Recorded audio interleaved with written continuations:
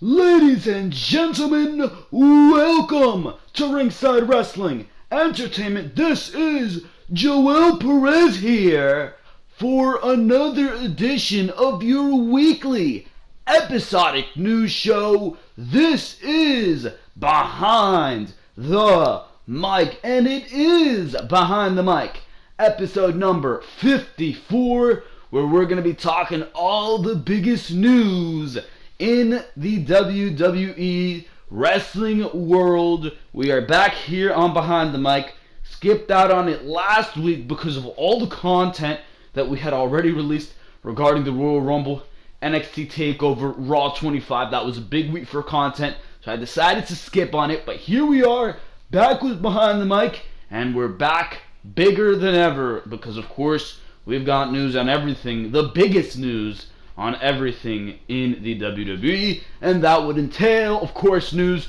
on Ronda Rousey and what her schedule is actually going to be looking like for the WWE. They're saying, or she said in an interview, that she's going to be a full-time wrestler, but realistically, her schedule is going to be looking something of which Brock Lesnar's schedule entails. We've got news on women coming out in droves, angry at the Ronda Rousey situation, particularly Sasha Banks. We've got news on the Women's Elimination Chamber as well. We're going to be discussing the participants in that Elimination Chamber. And then, of course, we've got news on WrestleMania 34. We're quickly heading into WrestleMania 34. We're officially in WrestleMania season. I've got news on WrestleMania 34 itself and what the card is going to be looking like for that very show, as well as news as an NXT star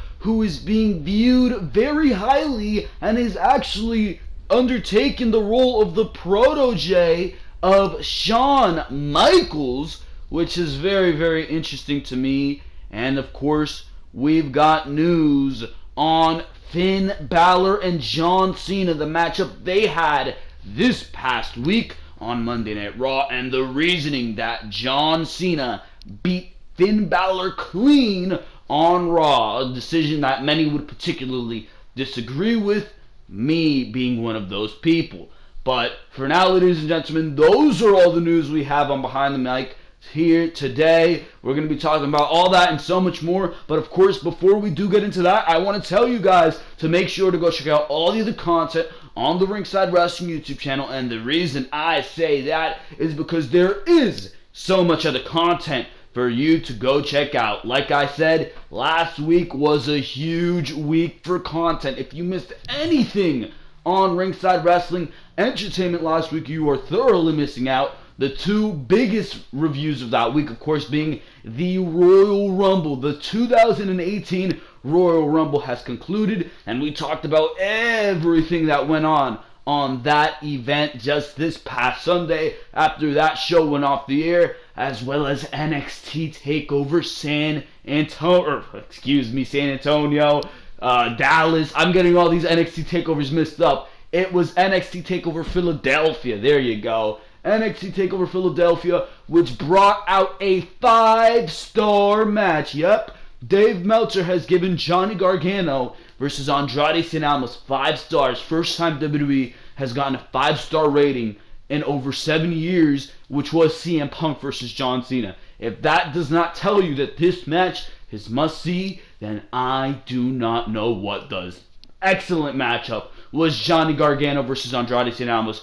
Make sure to go back and check out the NXT TakeOver Philadelphia event that we did receive this past Saturday. That was reviewed up on the channel, and I was very excited to do that, so make sure to go check that out, as well as your Raw and Smackdown reviews for this week. Raw and Smackdown reviews each and every single week, so make sure to go check that out, as well as Behind the Mic each and every single week as your weekend presentation right here on the Ringside Wrestling YouTube channel. So make sure to go check out all those things and so much more. Make sure to like, make sure to tell me what you think, because your opinion is just as important as mine. And of course, make sure to subscribe to the Ringside Wrestling YouTube channel, because for now, we're going straight into the news stories.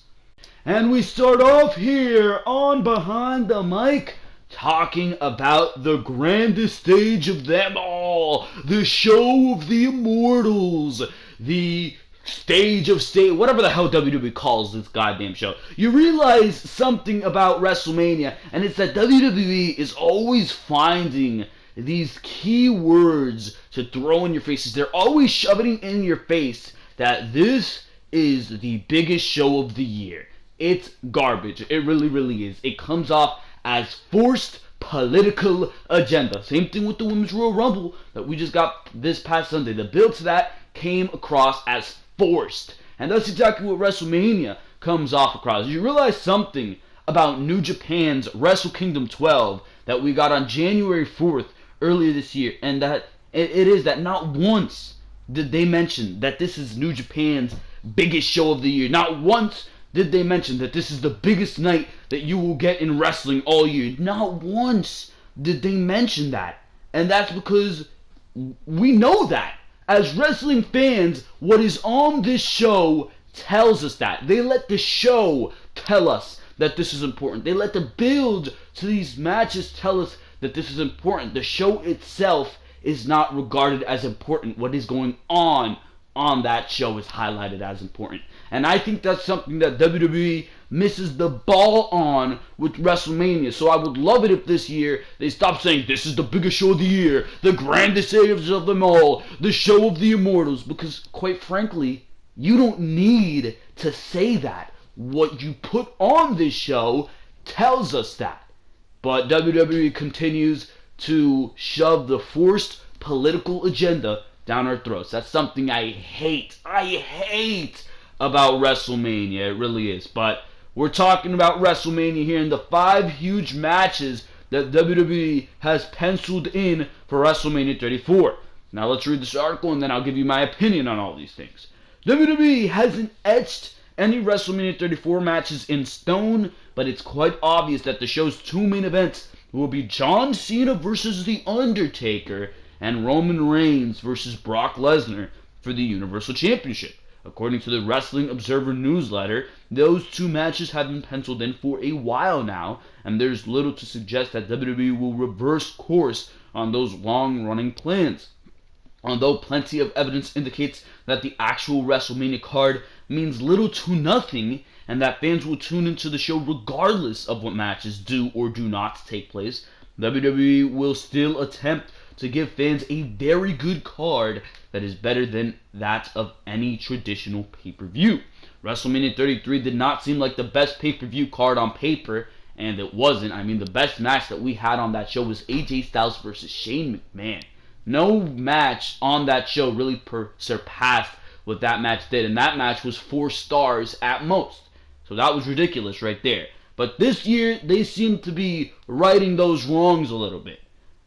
This article continuing on here, but the event was easily the most watched WWE show in history, and one that helped catapult the WWE Network subscriber count to nearly 2 million subscribers. While it's WrestleMania, the brand that sells the show, rather than any particular match, WWE's hope is still that Taker versus Cena and Reigns and Lesnar and all of the other high-profile matches on the show will be enough to increase viewership and generate more interest in the product. So what other bouts can we expect to see on the grandest stage of them all? Well, based on recent reports as well as what we've seen on WWE programming, it's safe to pencil in these 5 huge matches for WrestleMania 34. So the first matchup that this article has listed is Seth Rollins versus Jason Jordan. Now, this could very well happen, but my doubts against this matchup is at first, it's not really WrestleMania worthy, if you ask me.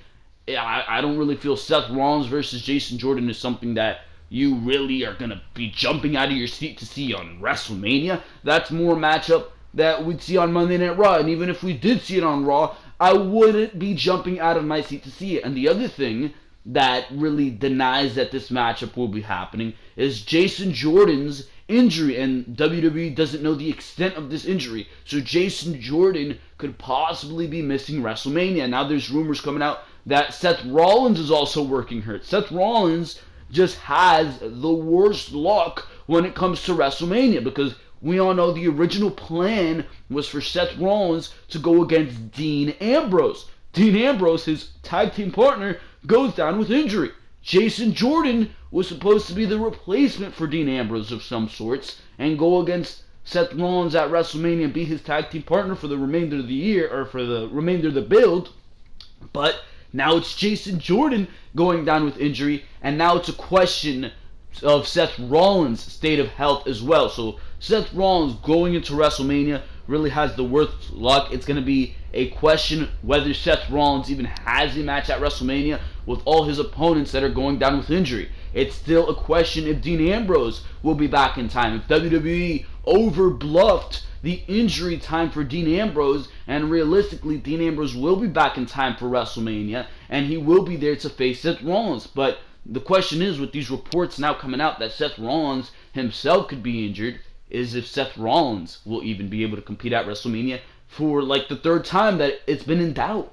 But Jason Jordan, I think he's definitely out of the event. That's the reason why at SummerSlam, the Royal Rumble, I should say, in that tag team matchup with The Bar, where they did lose the tag team titles, Jason Jordan was not in most of that matchup because they were trying to protect his health. He said he'd work the match, but clearly they needed to do something to protect his injury from worsening. So this matchup is in question, and it's going to be a question what Seth Rollins is doing at WrestleMania, because clearly his opponents keep getting injured. So Seth Rollins has some bad luck when it comes to WrestleMania. He barely made it there last year, wasn't at 32 whatsoever, and here we are at 34, questioning who his opponent will be, or if he will even compete once again.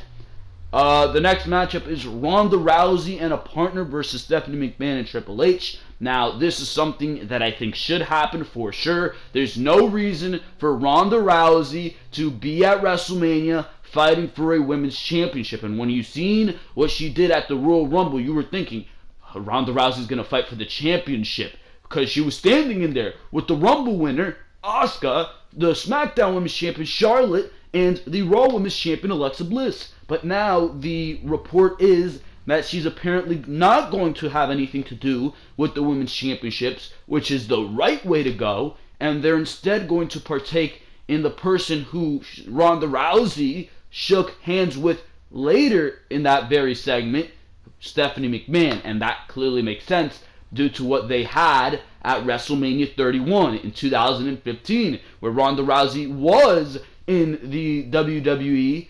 She was at WrestleMania 31 alongside The Rock, and they both beat the crap out of Triple H and Stephanie McMahon. So that's where the storyline for this comes in. Now the question is, will The Rock, due to his duties, due to his relationship with Hollywood, be allowed to compete at WrestleMania? And even if he's not allowed, which he probably won't be due to his contracts with Hollywood and all the movies he has to do and partake in, and they don't want to risk him getting injured, due to that, there's many replacements you can go with. For one, you can go with Braun Strowman. You could do Ronda Rousey and Braun Strowman versus Stephanie McMahon and Triple H. Clearly there's build there because of what happened at Survivor Series between Braun Strowman and Triple H, and have Braun Strowman attack Triple H, so maybe they'll play into that. Or they can do Kurt Angle, who really right now doesn't seem to have a role on this pay-per-view, and clearly, again, because of what happened at Survivor Series, there could be build to Triple H versus Kurt Angle, and he could be enlisted by Ronda Rousey to go against Stephanie and Triple H. So there's many things you can do there. I for sure think that's what's going to happen, and we will see about that.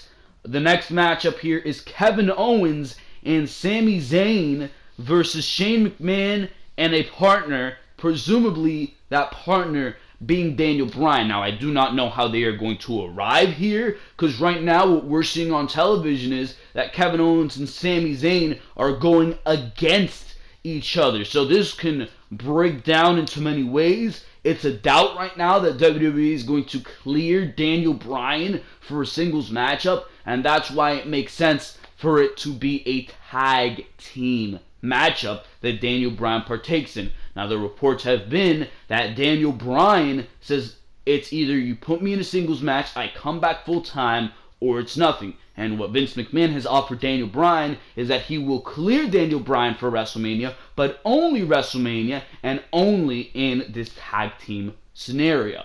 So I don't know which way they're going to go about this. They can easily do Sami Zayn versus Kevin Owens at WrestleMania, because you know what Sami Zayn and Kevin Owens are capable of in the ring against each other, and that would only be better on the grandest stage of them all. And you can easily do Shane McMahon versus Daniel Bryan in a singles match, with the risk of Daniel Bryan getting injured and WWE clearing him, which is going to be a big question. So the safe way to go is Shane McMahon and Daniel Bryan versus Kevin Owens and Sami Zayn. But right now it is unknown which path they're going to go down and how they're going to get here. Because right now it's Daniel Bryan and Shane McMahon who are in a little bit of a cahoot, in a beef, in the static, whatever the hell you want to call it. And it's Kevin Owens and Sami Zayn who right now look to be breaking up. So it's going to be interesting to see how we arrive in this conclusion, if we even do arrive in this conclusion. This feud right now is just shrouded in mystery. So there is that. The next matchup would be The Miz versus Braun Strowman for the Intercontinental Championship. I would not go this route at all. What do you expect to see out of The Miz and Braun Strowman? What I would do is have The Miz and Finn Balor go at it. There's really no reason to have Braun Strowman and The Miz go at it for the Intercontinental Championship. That would just be a squash match at WrestleMania. And who wants to build to see a squash match at WrestleMania? It really does not make any sense. Instead, put the Intercontinental Championship on Finn Balor. You have him reunited with the club. Why? If you're going to do that, do it for a reason. Get some momentum on Finn Balor. The Intercontinental Championship has needed to be on a babyface, not named the Roman Reigns, for a long, long time now. And WWE has failed to do that. You can correct that mistake, and you can put Finn Balor in this situation against The Miz. Miz versus Finn Balor, Intercontinental Championship. You can have the Miz-Taraj and the club go at it at the Elimination Chamber. There's your long-term build. And bada boom shakalaka, you get that Intercontinental title on Finn Balor, where he can go on and defend it against a returning Jeff Hardy, a Jason Jordan, a Seth Rollins, a Miz, a Strowman, a Wyatt, anybody, a Joe. So there's multiple names there that Finn Balor can defend it against, and that's what I would do going into WrestleMania. Braun Strowman versus The Miz, do not know why you would want to go into a squash match. Braun Strowman can fit into other equations, like that Ronda Rousey match that I just discussed. Maybe even a match with Samoa Joe, a returning Samoa Joe, if he can make it back in time for WrestleMania. And you can highlight Samoa Joe on WrestleMania, which he was not on last year. So hopefully he can make it back. There are other things for Strowman to do, and you do not need to squash The Miz. Now this matchup is pretty much confirmed. We're going this direction unless WWE does some screw job at the Elimination Chamber, where either Kevin Owens or Sami Zayn manages to beat AJ Styles, which I don't think they're going to do, but it's AJ Styles versus Shinsuke Nakamura. Clearly, this is the dream match that we all want to see, and this is happening. WWE decided to have Nakamura win the Rumble. WWE did not screw us over. They're giving us Roman Reigns versus Brock Lesnar. It's pretty much set in stone right there, and it's been since pretty much the day after WrestleMania 33, but this is what we needed to see, and they're giving us that at least. So there's that. As far as John Cena versus The Undertaker goes, which this article is saying is set in stone, I don't know about that, or it has been penciled in for a long time now. I don't know about that. Clearly, we saw The Undertaker on Raw 25. We didn't know which way that was going to go. He really didn't do anything of importance, so maybe The Undertaker will cost John Cena the Elimination Chamber. I don't know, but at this stage in The Undertaker's career, where we saw him last year in an awful matchup with Roman Reigns, really not looking too good inside that ring. He looks great as far as looking at him goes, but as far as in that ring, what is The Undertaker really going to do? So I don't know how they're going to go about that. Clearly, if they do decide to pursue John Cena versus The Undertaker, this is going to be a big match, but it's going to be interesting how they go about this. That is my question right there. And as far as the women go, this is just me throwing in matches at this point. Beyond what the article listed, Asuka, I have her challenge Charlotte for the Smackdown Women's Championship. You can't go any bigger than that for the women at WrestleMania 34, and that's a dream matchup that everybody wants to see. WWE, they laid out this stipulation at the Royal Rumble that either if you win the Royal Rumble, you can challenge a champion from either brand. Shinsuke Nakamura chose of the same brand. I don't know why you would highlight the fact that you can do that this year if a winner of the Royal Rumble wasn't going to challenge cross-branded. So clearly, I'm thinking it's going to be Asuka versus Charlotte for the SmackDown Women's Championship, even though Asuka's a part of Raw. And as far as the Raw Women's Championship, which will be defended in an Elimination Chamber, get that crap off Alexa Bliss. We will talk about this further later in the review, but get that crap off Alexa Bliss. Get it on Bayley. We're actually going to cover a news article, which we will discuss that further. But my idea for WrestleMania is Sasha Banks versus Bayley, and we will talk about this later on Behind the Mic on how I would flesh that out. But for now, that's what it's looking like for WrestleMania 34. WWE can have a very, very good show this year with the matches that we're looking at right now. It's looking good. Certainly a lot better than last year. Let's hope, let's cross our fingers that WWE does not mess this up, because right now this is looking like a stacked WrestleMania card. So that's all the news we've got on the current rumors for the WrestleMania card. For now, we move on to the next news story.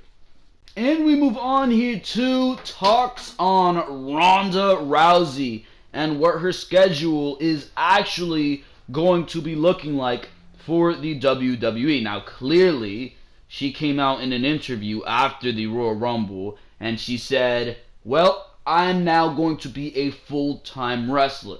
Now, she's not exactly going to be that for the WWE. Her full-time WWE contract might not be what you think. Former UFC star Ronda Rousey shook up the WWE Women's roster when she crashed Asuka's victory celebrations at last weekend's WWE Royal Rumble. As previously reported by the Inquisitor, former UFC champion Rousey didn't make her long-anticipated WWE debut by competing in the Royal Rumble. Instead, Rousey entered the ring after the match to face down Asuka, the winner of the inaugural Women's Royal Rumble match. Asuka was less than impressed, slapping away Rousey's offered handshake and leading to rumors that Rousey is facing some locker room heat. As we all know, Asuka's prize for winning the Royal Rumble will be a title shot, and both WWE Women's Champions Charlotte Flair and Alexa Bliss were also in the ring when Rowdy Rousey made her entrance. It's fair to say that no one was exactly rolling out the red carpet for Rousey. Somewhat unusually, Rousey didn't take the microphone to announce her much vaunted arrival. Instead, she simply smirked and pointed at the WrestleMania advertising board in the arena, a clear indication that Rousey intends to make her mark at the show of shows. The WWE Universe was more than a little impressed or surprised to find that Rousey didn't underline her WWE entrance by making appearances on this week's edition of Monday Night Raw or SmackDown Live.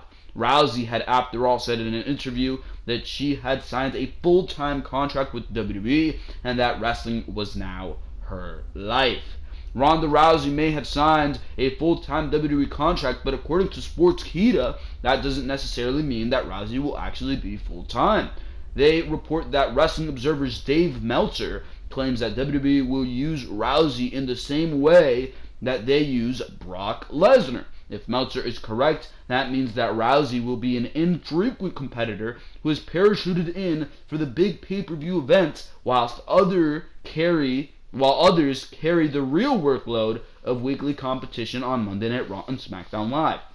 We can only hope that Rousey is not allowed to follow Lesnar's lead by waltzing her way to a major WWE championship and allowed to hold it for months on end without defending it. According to MMA Mania, Rousey's absence from this week's WWE shows can be explained by the fact that she is in Colombia filming her latest movie project. They claim that Rousey's in-ring debut might actually be at WrestleMania 34 in April. If that's the case, it is difficult to imagine that Rousey's first WWE match will be a title bout against Charlotte Flair. Rumors have been circulating this week suggesting that Rousey may play the heel to Charlotte's babyface. If Rousey is to make her competitive WWE debut at WrestleMania 34, then CBS Sports may be closer to the mark. They suggest that Rousey will debut in a mixed tag team match against Triple H and Stephanie McMahon. Rousey's partner, they suggest, could be none other than The Rock. That prediction does make some sense, as the foursome had a little dust-up at WrestleMania 31. So that is the news on what Ronda Rousey's WWE schedule is going to be looking like. More like a Brock Lesnar and less like a Sasha Banks. And we will discuss in the next news story about Sasha Banks' feelings on Ronda Rousey's arrival. But listen, the women want it to be just like the men, right? They want to have their Royal Rumble match. They want to have their Elimination Chamber. They want to have their Hell in a Cell. They want to have their Money in the Bank. Well, you're just like the men now too. Now you have your own Brock Lesnar. You're welcome. Congratulations, bro. Now you got your own Brock Lesnar. The women really are just like the men. That's just a little joke, but that's besides the point. That is besides the point. I mean, realistically, Ronda Rousey, what did you expect? She wasn't going to come in and wrestle each and every single night on Monday Night Raw and be at all the house shows. That was far from the case. Ronda Rousey should be built like a special attraction. That is what she is, a special attraction. And if the women on Monday Night Raw and Smackdown Live every week don't understand that, I understand where they can be angry, but realistically, you have to understand it. Ronda Rousey has quite a bit of star power. She really, really does. So you really gotta perceive this as that. They're not, at least yet, pushing her into this position where she's going to be winning championships, and that's a good thing. Now, the way she debuted was absolutely outrageous. She took the spotlight off of Asuka. That was crap. That was really bullshit right there. You really shouldn't have debuted her where she was overstepping the Royal Rumble win of Asuka. You should have debuted her. You should have flown her in from Colombia from filming her movie on Monday instead of Sunday, bro. That's really when she should have debuted. When it was Asuka and Stephanie McMahon in the ring, you should have debuted Ronda Rousey to say, I'm here, bro. I am here. That's when you do that. Because instead of all the headlines being on Asuka's Royal Rumble win, as it should have been, it was now on Ronda Rousey. And that's not the way it should have gone. But as far as the WrestleMania matchup being Ronda Rousey versus Triple H and Stephanie McMahon, as I discussed, that's the right way to go about it.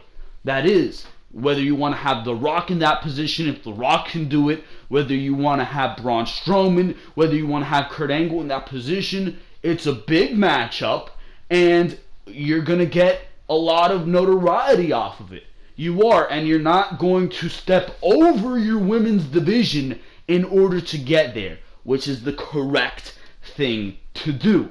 That is what you need to do with Ronda Rousey. I mean, realistically, Ronda Rousey could step in there and wrestle a mop, and it is going to make headlines. She can step in there and hit an elbow drop on a pillow, and it will make headlines. It will. You can realistically do anything with this woman, and it will make headlines. Now, in the next article, we're going to go further into the frustrations that this women's locker room is experiencing because of the arrival of Ronda Rousey, and we're actually going to go straight into that right now. Let's go straight into the next news story.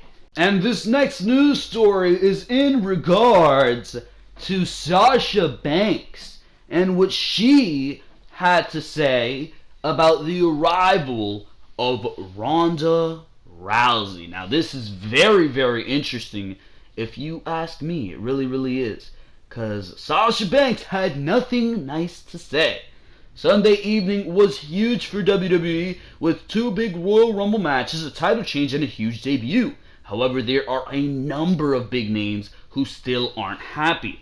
Of course, the entire pay-per-view had some huge action, but at the end of the night, all eyes should have been on Asuka for winning the first ever Women's Royal Rumble, just like I mentioned before. But that was not the case. The only problem is that Ronda Rousey's WWE debut stepped on that moment, and it has brought some anger. While the problem doesn't seem to be with Ronda Rousey being a member of the WWE roster, a number of female superstars have issues with when the company chose for her to debut. Nikki Bella and Nia Jax first spoke out on Twitter about Rousey's debut, and they were not overly pleased with the timing. WWE Hall of Famer Alundra Blaze also commented, and Dana Brooke followed up. But now a former WWE Women's Champion has made her feelings known with her words or the lack of them.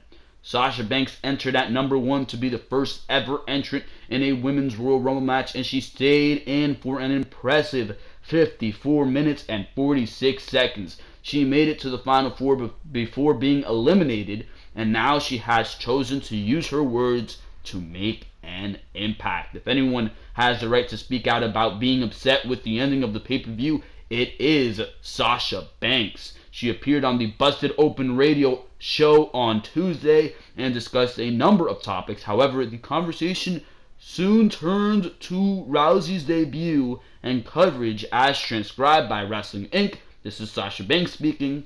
"I have nothing nice to say, so I can't say anything at all. I have nothing to say about it." Of course, there's a chance that Sasha Banks may have to work in the ring with Ronda Rousey, and her words now could cause some conflicts, but Bully Ray asked Sasha Banks what would happen if that came about, and she answered with the utmost professionalism. "It's like I do every single week. I'll do my job." Sasha Banks didn't have anything to say that triggered reactions from the host of Busted Open, and they may have wanted more, but she said a lot without saying anything, and I have to agree with that statement. No matter what they asked in regard to Rousey's debut or talent in the ring, Banks had nothing nice to say. The Royal Rumble on Sunday night was a great pay-per-view and will go down in history as iconic due to the first ever 30-women Royal Rumble. However, unfortunately for some of the women in the match and in the business, the bout was a bit overshadowed by the oddly timed WWE debut of Ronda Rousey. Sasha Banks is just the latest superstar to say something not overly positive about the former MMA star's debut, and she likely won't be the last, according to this article. So there you go with that one. Now, I really don't think these women should be coming out and talking like this. I mean, if anything, all Ronda Rousey is going to do for your division is put it in the mainstream eyes. When Ronda Rousey is on your television, on WWE television, and in your division, that's only going to bring more names. That's only going to bring more headlines to you. So for Sasha Banks, for Nikki Bella, for Nia Jax, for Dana Brooke, Alundra Blaze complaining about this, I mean, realistically, what did you expect? She's only going to bring more eyes to your product. That's all Ronda Rousey's going to do. So the fact that they're complaining about this, I mean, where are you coming from? Where are you coming from with this? Now, I see why you're complaining about when she debuted. She took the spotlight off of Asuka. She took the spotlight off of what went on in that Royal Rumble, and it did make no sense that she wasn't in the Rumble match herself, that she just got to come out after the matchup and point at a sign and bada boom shakalaka, you're going to WrestleMania, honey. That's how it works. That's how it works. That was illy and poorly done by the WWE. I think we can all agree with that. But for these women complaining about Ronda Rousey taking spotlight, if anything, she's putting more spotlight on your division. That's all Ronda Rousey's doing. That is all Ronda Rousey's doing. The men, like I said before, the men have had to deal with this for years. Brock Lesnar's in their division. Brock Lesnar shows up 4 times a year. He shows up 4 times a year. And what does he do? Suplex, suplex, suplex. F5, bada boom shakalaka, 1, 2, 3. He's gone for 4 more months. That's what Brock Lesnar does. And like I said, the women want it to be exactly like the men. Now they can be exactly like the men. They have their own Brock Lesnar. What more can you ask for equality than that? I mean, it's been going on for years. That's the way WWE operates. That's the way WWE is going to do things. It is a corporate machine. You think Ronda Rousey's walking in there and saying, well, debut me here, do this, blah, blah, blah. No. No. So, for all these ill-willed words on Ronda Rousey, I mean, where's this coming from? Where is this coming from? It's the WWE and this corporate machine that's going to do this. And that needs to be understood. Because if anything, what Ronda Rousey's doing is bringing the mainstream attention to the Raw and Smackdowns, women's divisions. So I really don't see where this is coming from. I really don't see what Sasha Banks is talking about not having these nice words. She should have said, I don't agree with the way WWE debuted her, but I understand that Rousey will bring more eyes to our product. That's realistically the way these women should be doing this. Because if anything, it's WWE. If anything, it is definitely WWE. And Sasha Banks should be the last person complaining. I understand she's always been honest when it comes to doing these interviews. I understand that. She's very vocal when it comes to doing these interviews. She speaks about how she doesn't really like it when fans approach her at airports and how she usually brushes off fans. That's one of the main stories that's been going around for months about Sasha Banks, and it's not a particularly good one, but she's vocal about stuff like that. So I don't know why they're thinking this way. I don't know where this mindset is coming from, but realistically, if you analyze this, you got to understand that Rousey's bringing more eyes to your product, and at least for now, she is not going to be taken away from the women's championship scene. Actually, the women's championship scene, which we will discuss later in the episode of Behind the Mic, is actually looking like it's about to be centered around Sasha Banks if WWE does play their cards right. So for now, I say these women really should not be complaining. So that's all I got to say about that. For now, we move on here on Behind the Mic. And we move on here to this news story on Finn Balor and John Cena. And this is very interesting because I do not agree with WWE pinning Finn Balor clean. Now, I did not mention that on my Raw review because usually at the end of Monday Night Raw, I am absolutely exhausted and cannot gather a single thought, and I usually cover, this was the main event of Raw, so I was covering this at the tail end of my Raw review. I was just trying to finish that review and go home. But realistically, the decision to have John Cena beat Finn Balor clean on Raw a night after he spent 57 minutes, whatever the hell the time was, in the Royal Rumble match. WWE was finally doing right by Finn Balor. I was very happy with how they booked him in the Royal Rumble. For the next night, all that momentum to be killed. He just gets pinned clean on Raw. No build up to this matchup with John Cena. That was absolutely ridiculous. But let's read this article and we will talk about why the WWE decided to go about this the way they did. On Raw, John Cena defeated Finn Balor in the main event to qualify for the Elimination Chamber match, along with Elias and Braun Strowman.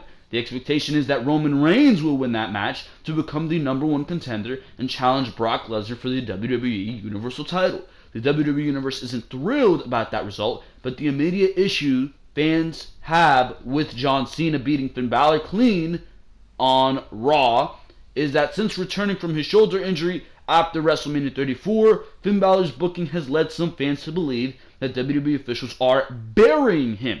Cena defeating Balor clean on Raw is the latest example of that argument. However, it's written in stone that Roman Reigns will win the Elimination Chamber match. Finn was going to lose a big match anyways, and the powers that be had a good reason for Cena to defeat Balor on Raw. Now, I'd argue that because apparently he was going to get pinned in the Elimination Chamber anyways if he would have been in the Elimination Chamber, but it makes sense if he gets pinned in the Elimination Chamber. It makes no sense that a night after spending 57 minutes in the Royal Rumble, he has to go against John Cena and lose. That makes no sense to me. So I don't know where this article is coming from with that argument. But according to Raja, which I've never heard of, Finn Balor lost to John Cena because he's expected to move into a rivalry with The Miz heading into the WWE Elimination Chamber pay-per-view, which is actually the idea that I proposed for WrestleMania.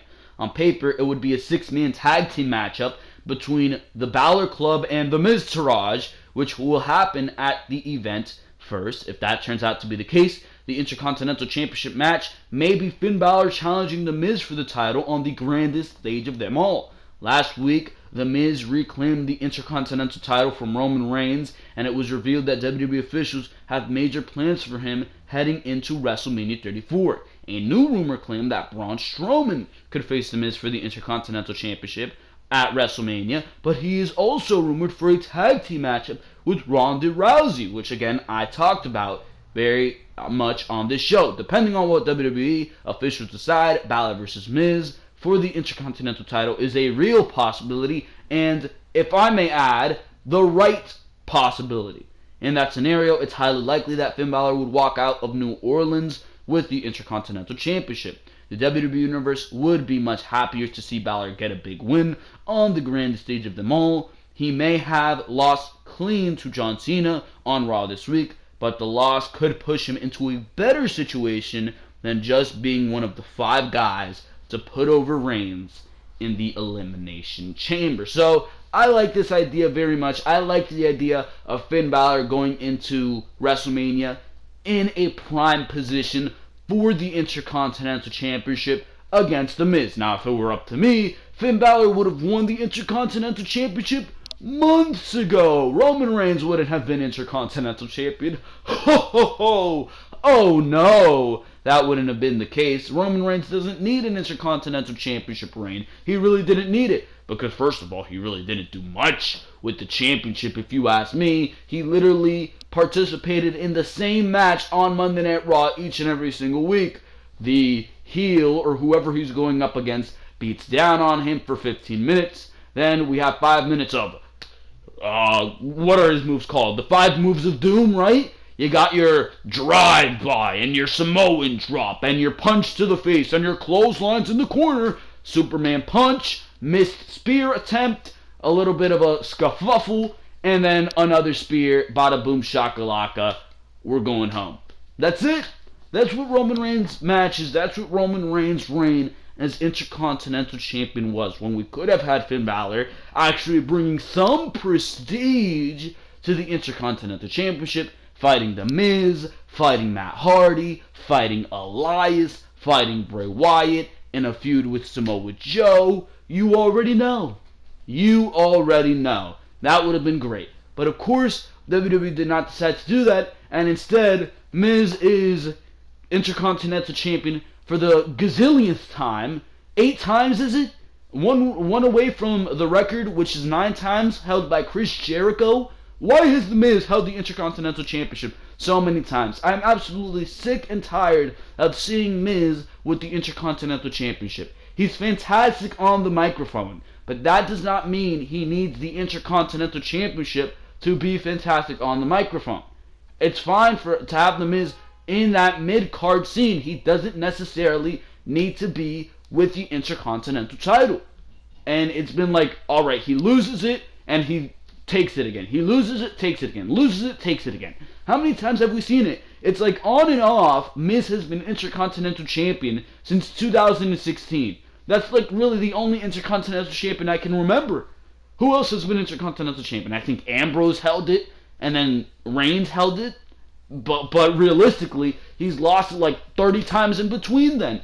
But I can't remember anybody else, because it's just been Miz. And it's just been that since 2016, and they have not, they have not broken from that course. Finally, please, WWE, take the strap off The Miz. It is not essential for him to hold it. So hopefully we do go into WrestleMania with Finn Balor versus The Miz and not Braun Strowman versus The Miz, because what's the build to that matchup going to be? What is that matchup in and of itself going to be? It's going to be Braun Strowman destroying The Miz Taraj and destroying The Miz in 5 minutes. And excuse me if I'm wrong, but I believe we've already seen that on Monday Night Raw. So, I mean, it's just absolutely ridiculous at this point. Finn Balor versus The Miz. That's the way you go about it. WrestleMania 34. WWE, book it. For now, we move on here to the next news story. And the next news story right here on Behind the Mic definitely puts a smile on my face. WWE is very high on a current NXT star, and he is reportedly the protege of Shawn Michaels.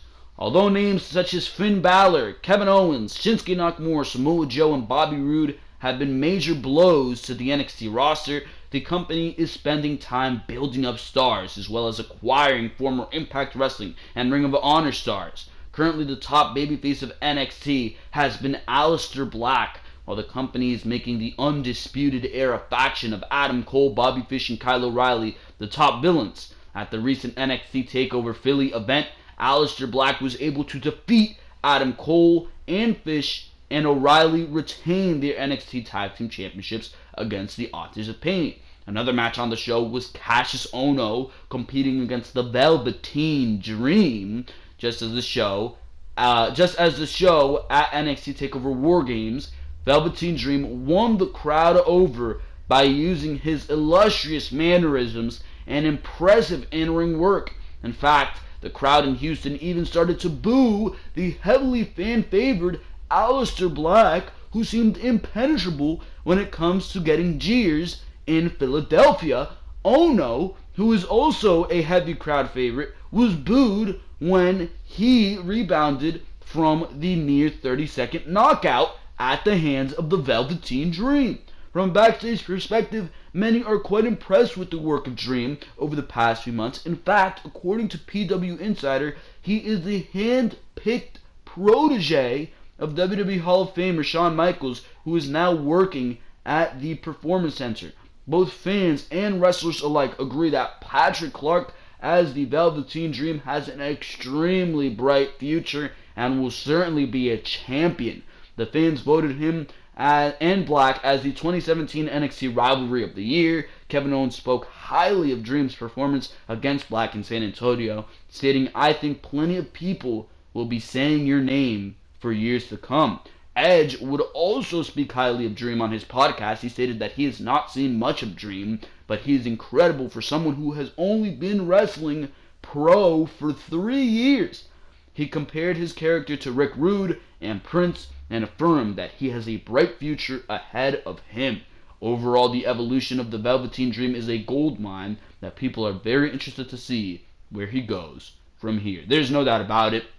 There is absolutely no doubt about it. The Velveteen Dream is going places in the WWE. My God, is this guy a star? And he's not just a star. Yes, he incorporates gimmicks like Goldust and Rick Rude and the ambiance of the Velveteen Dream. He's his own thing, but at the same time, he's so many different characters mixed together. He's Prince, he's Goldust, he's Rick Rude, he's everybody combined, bro. That's who the Velveteen Dream is.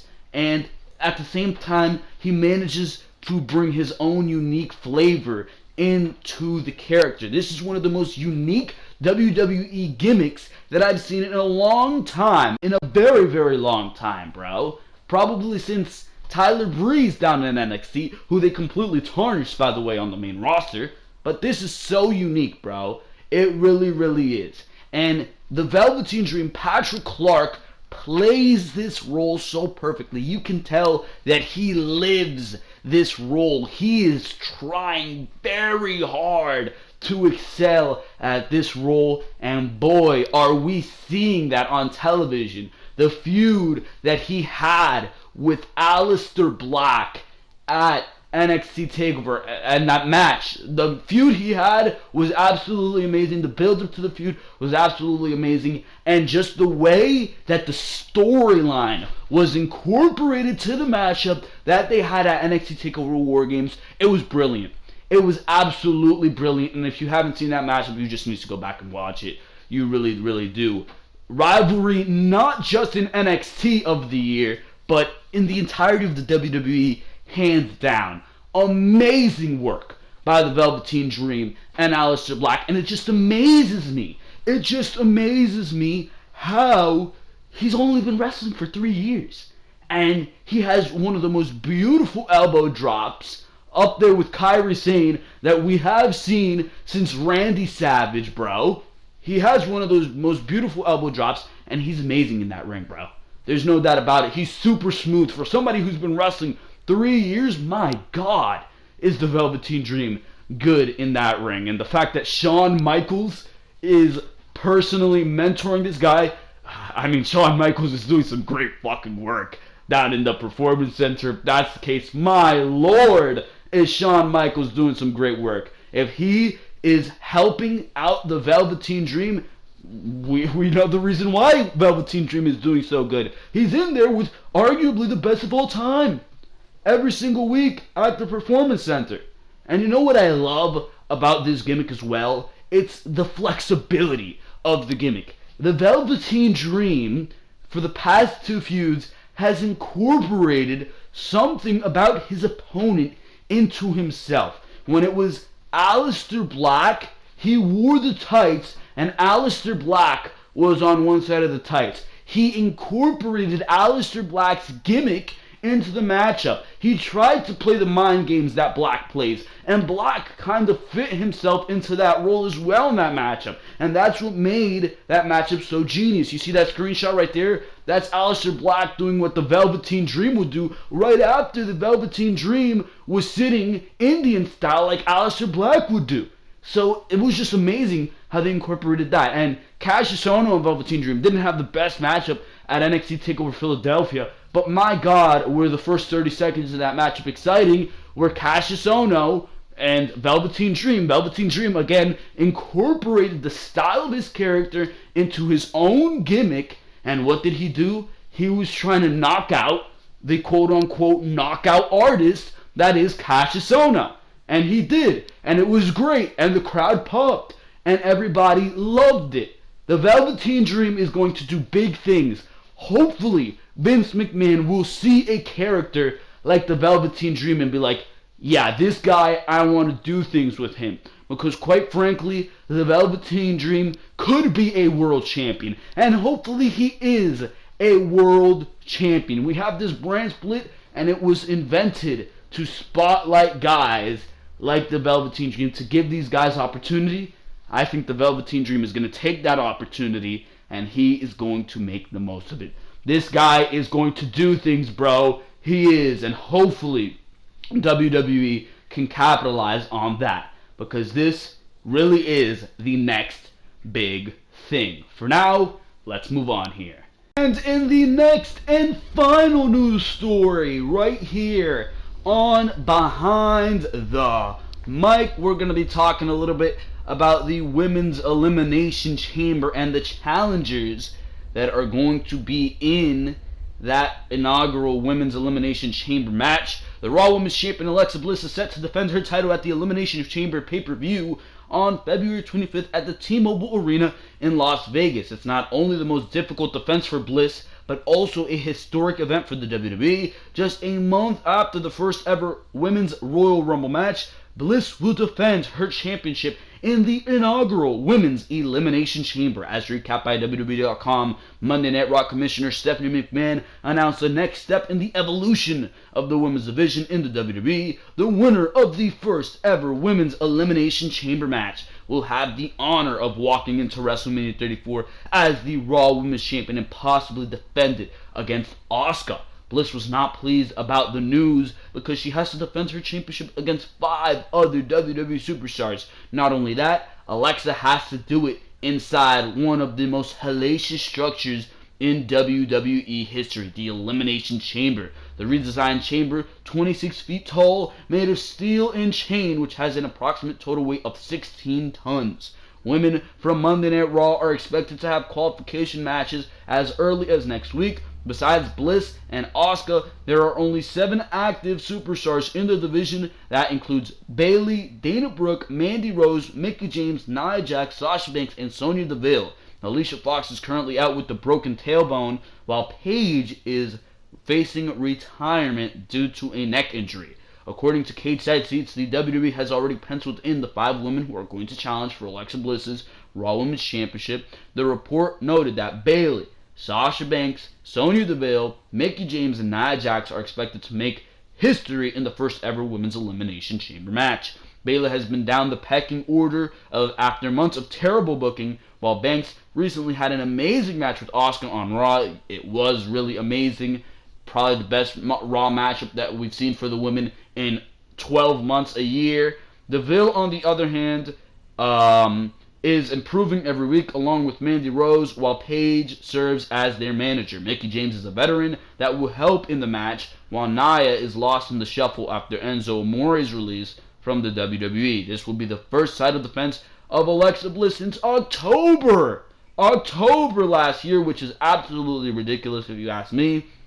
Bliss has held the championship since August 28th, the longest reign in the title's history. Despite the incredible challenge of the Elimination Chamber match, Alexa might have an even bigger test if she survives Asuka. It's an amazing time for women in the WWE with another historic match. The company has now held a Hell in a Cell, Money in the Bank, and Royal Rumble for the division in the past couple of years, and it will likely continue this year with the addition of Ronda Rousey. So there you go. With that, the way I book the Elimination Chamber is to have Bayley win it. Surprisingly, Bayley needs to win this Elimination Chamber. There's no doubt about that. WWE has booked Bayley so goddamn poorly, and realistically, there's nothing that Alexa Bliss has to do with that title anymore. Like I said, she's done nothing with the championship, bro. She hasn't defended it since October. That is ridiculous, bro. Get the title off of Alexa Bliss. That is absolutely awful. She's doing nothing with it. The entire gimmick that is Alexa Bliss, the entire push of the goddess Alexa Bliss, that's over. That is absolutely over. And right now I'm hearing rumors that the match for WrestleMania is going to be Nia Jax versus Alexa Bliss. That's barely a matchup that I want to see on Monday Night Raw. Why would I want to see Nia Jax versus Alexa Bliss on WrestleMania? That's not a WrestleMania-worthy matchup. What is Bayley versus Sasha Banks. WWE denied doing it at WrestleMania last year. They denied doing it at SummerSlam this year. You got a perfect opportunity to do it at WrestleMania this year. Have Bayley win the Elimination Chamber in an absolutely fluke victory. Have her pin Sasha Banks and have Sasha Banks crumble, bro. Have her go into this dastardly heel mode that we know Sasha Banks could tap into so well. We've seen her portray it in NXT. We've seen that increased attitude in Sasha Banks just this past week on Monday Night Raw. We know she's amazing as a heel. We know that you need to do something with Bayley. You need to right that wrong with Bayley, and you have a perfect opportunity to do it. Have Sasha Banks lose here and have her support Bayley, at least try to support Bayley, but have her just crumble under the thought of she couldn't get the Royal Rumble done. She couldn't beat Asuka. She couldn't win the Elimination Chamber. So have Sasha Banks turn heel. Have her get these wins under this new attitude. Have her beat Alexa Bliss. Have her beat Mickie James. Have her vie for the Women's Championship at the Royal Rumble, at WrestleMania. Betray her best friend in Bayley, and bada boom shakalaka, WrestleMania 34, baby. That rhymes. I like it, and that's gonna be it for Behind the Mic episode number 30 or 40. 54. There you go. That's going to be all for now, ladies and gentlemen. For now, let's transition straight into the closing segments of Behind the Mic. For now, ladies and gentlemen, this is going to be all for Behind the Mic episode number 54. I hope you have enjoyed each and every single thing that we have talked about on this episode of Behind the Mic.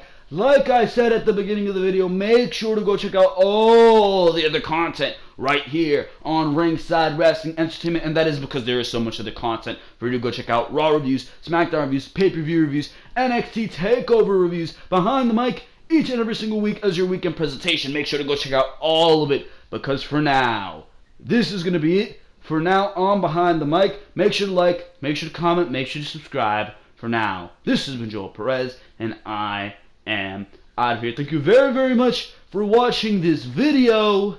I will see you all next time, right here on Ringside Wrestling.